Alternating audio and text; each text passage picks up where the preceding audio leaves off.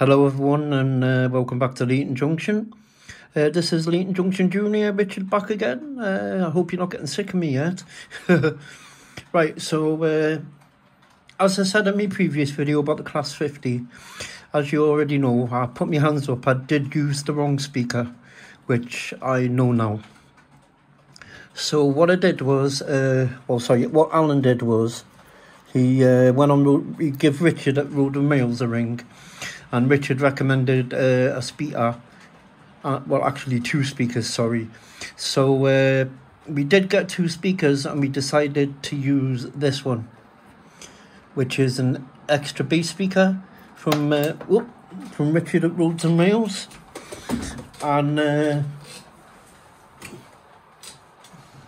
obviously, as you know, sorry about that, I dropped that. As you know, this is an 8-ohm speaker. Don't know if you can see that.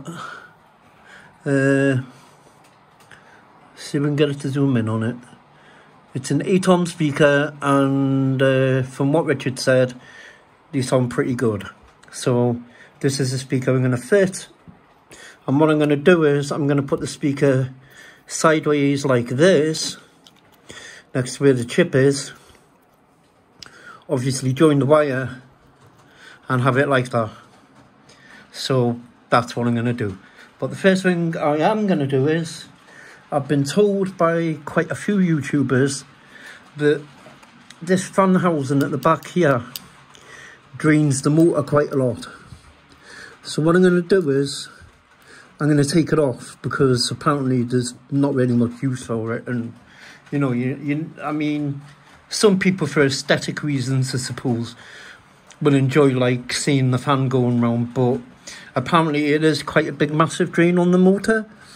So what I'm going to do is I'm going to cut the rubber band that goes from there to there, to obviously detach it for starters.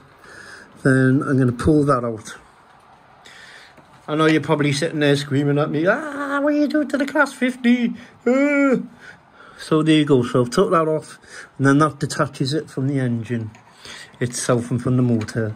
And then what I'll do is, I'm just going to unscrew these screws from here, because obviously it's not attached by any wires, because there's no wires actually going to it. So I'm going to take that off there like that. Oh, I haven't screwed it out enough. So we'll take that off there like that. And as I said in my previous video, with the lock sound ESU cradle, it's magnetic in the middle, so it means that I can stick screws there and then I don't lose them, like so. So Viola, stick that screw there, and it means that I can put all the screws that I take out on there, and then obviously I don't lose any. As you can see, this was the original speaker that I took out. And as you can see, these aren't really very good.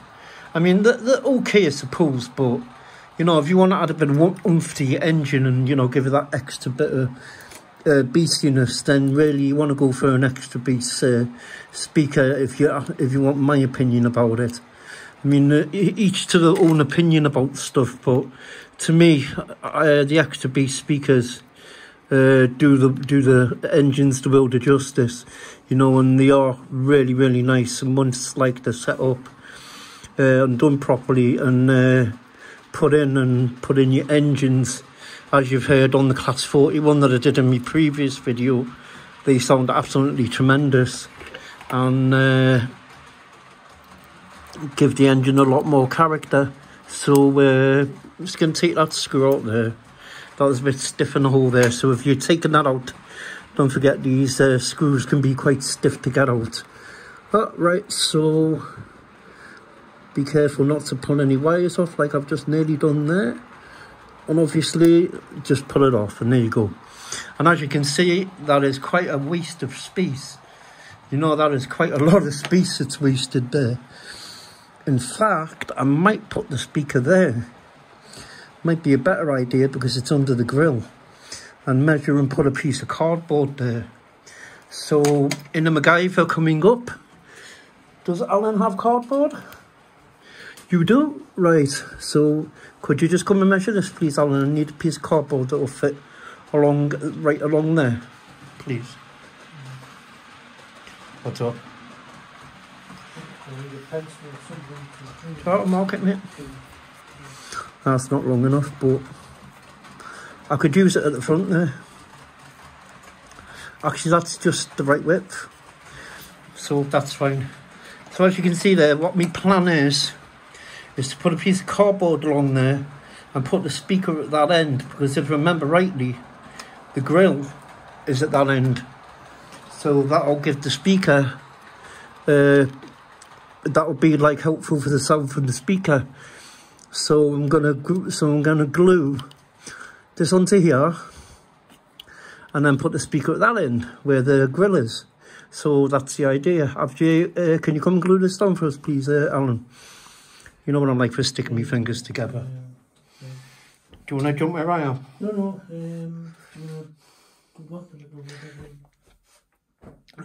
Right, I'm just going to cut off for a minute because we need to sort some stuff out, so I'll be back in 2 seconds. Bye-bye.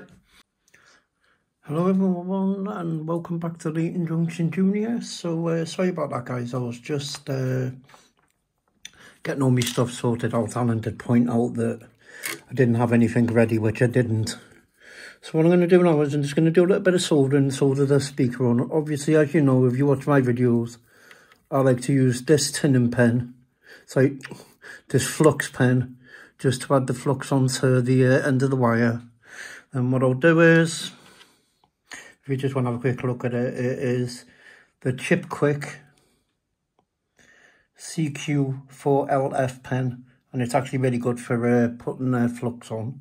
The second thing is, obviously, if you watch my videos, you already know that I use tip tinner from Thermotronics. So what I'm going to do is I'm just going to get a bit on the end of my soldering iron. You don't need a lot, just a tiny little bit will do. So I'm just going to inhale some nice fumes here. I'm only kidding. Right, so get a bit on the end of the soldering iron, and then I'm going to tip the end of the wire. And as you see, the flux worked very well and has helped it stick really nicely. And as you can see, I've got a nice little bit of solder there. The next thing is, I am going to add some heat shrink on.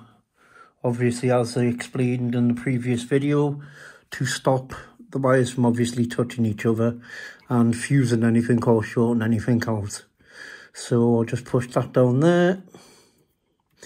Then put this back in me helping hands, because even though I can't see what I'm doing, I don't want to end up burning my fingers, which I've done quite a few times. And then what I'm going to do is I'm just going to join the 2 wires. So if you just bear with me, I've got a bit of solder on the end of me on the end of me soldering iron. Again, some more fumes. So if I start acting funny, I'm just high. Kidding. I'm just joking. I didn't mean that, by the way. Right, so a little bit of solder on the end of me soldering iron. When I can find the end of me solder, that is. So a little bit of solder on the end. Right. Then basically just solder the 2 wires together.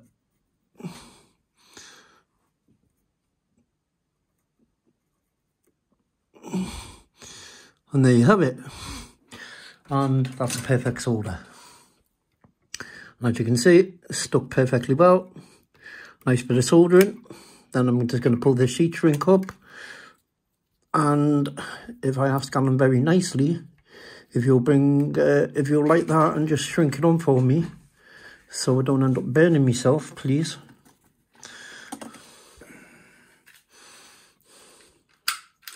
Right, there you go. So obviously, as you know, with heat shrink, just that, till it's got on the wire nice and tight. And there you go, ta-da, as Alan just said. So then I'm going to do my black wire. So again, black wire, I'm going to add some flux to it first. Then I'm going to add some tinner to it. So the first thing I'm going to do is get my fluxing pen. Obviously, you know which is the Chip Quick. I'm going to get a bit of cord because I've realised that getting flux on the end of your fingers isn't a good idea. So I'm going to just add a bit of flux on, like so. Then put that there. Now I'm going to add a bit of tinner on. So again, I'm just going to do a little bit of burning. So here we go. Right, and then I'm going to add some tinner onto it. Tin the wire up. As you can see, that's a very nicely tinned wire, I don't say so myself. I'm only kidding and blow my own trumpet here. That's where you usually end up having something going wrong, so I'll quit there while I'm ahead. Right, so the next thing is I'm going to join that wire to the black wire. So I've gone colour coordinated all of a sudden, so red to red and black to black. And if I can find that other bit of heat shrink I've just had, down there. Could you pass it up, please, mate? Thank you. And then I'm going to add this bit of heat shrink onto there, onto the red wire, onto the black wire, sorry, that's on the speaker. Obviously, as I've just said, to stop any shorts in the wire. This wire, by the way, sorry, has already been tinned and fluxed, as Roads and Rails always does that. I don't know if you buy them like that, but they're always nicely tinned and fluxed. Oh, and they are. I mean, they are really nicely fluxed and tinned. So the next thing I'm going to do is I'm going to join these two wires together. So obviously, get a bit of solder on the end of my soldering iron. And then I'm just going to join them two wires.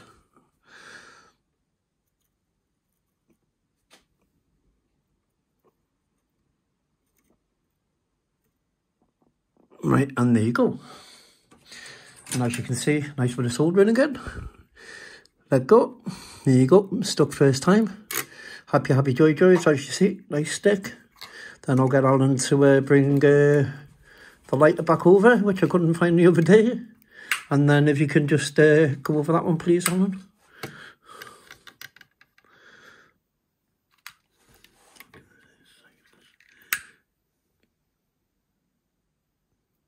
And that's it. And there you go. And as you can see now, the chip is joined to this speaker. It's a nice flat one. And what I've decided to do is, because I took out of the engine the white fan, and now I've got a ton of space. So basically what I've decided to do is, I'll just move this over here so you guys can see what I'm going to do. Right, so what I've decided to do is, now where the fan was here, I've just got a bit of cord, got some black tack, and I've just black tacked it down, because as Alan pointed it out to me, I was going to use super glue, but he said, well, if we ever need to get at the prop shaft or anything, I think it's called, we won't be able to, because it'll be glued down and we'll end up ripping wires off, which was actually a good point. So I decided not to use super glue. And at the top here, as you see, I used a bit of cord there, did the same. I just used a bit of black tack, because if I used super glue, I'd end up, you know, like accidentally ripping wires and stuff off when I'm trying, if anything ever needed to be done for the engine. So what I'm going to do is I'm going to put the chip at one end, and then where the grill was on the engine itself, I'm going to put the speaker, and then the speaker will come out of the grill end and should sound pretty nice. So the first thing I'm going to do is just apply just a little bit of black tack to the bottom of the chip itself. Then I'm going to tuck these wires out the way under here, because I tend to get in the way. Then I'm going to put the chip back on. So as you can see, that's an 8-pin chip. And the punches up. Don't bend any of your pins, Rick. Right, so I'm going to put the chip back on again. So if you bear with me a second. Right, so there you go. And there's the chip back on again. So what I'm going to do is I'm going to get me chip, which I've put in some insulation shrink but I've been advised not to shrink the insulation as the chip can get quite hot by Kevin. So thank you for that one. So Kevin, what I'm going to do is, mate, instead of shrinking the heat shrink, I'm just going to leave it open so the air gets in there, and then the chip has like room for the for any heat or anything to come out of it, and then it won't get too hot. So I hope you're happy with the solution I came up with. And then as you can see, that's in there nicely. Then if I move it down and move it just round slightly, I can run the speaker wire there, and as you can see, the speaker sits directly underneath where the grill used to be. So if I just get myself another piece of black tack, which I have in my hand here, as Alan told me to come prepared, which I usually don't. So I'll put a bit of black tack on here in the middle, and put the speaker just there. And just there is where the grill used to be.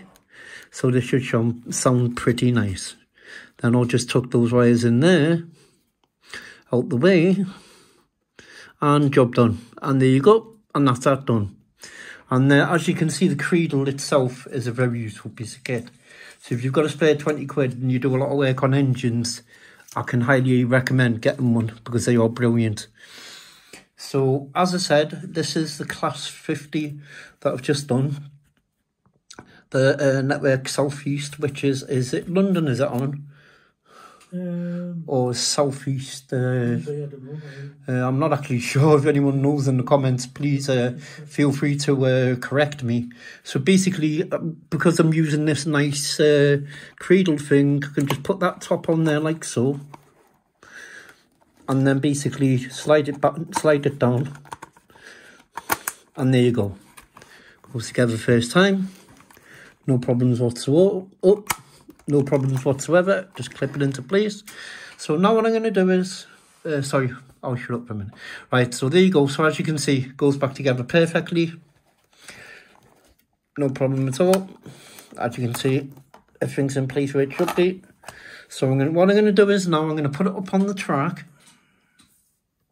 And Alan's going to go through the sound functions and the engine revving up and stuff. So I'm just going to move it up onto the track. Alan's going to put it on the track for me. Hello everyone, and welcome back to Layton Junction. This is Layton Junior back. So what I'm going to do is now Alan's got the engine set up on the track, and basically we're just going to go through the sounds, and so you can hear how nice these extra bass speakers sound and how nice the engine sounds now with an extra bass speaker in it. So I'm going to leave it to Alan, so take it away, Alan, please. Thank you.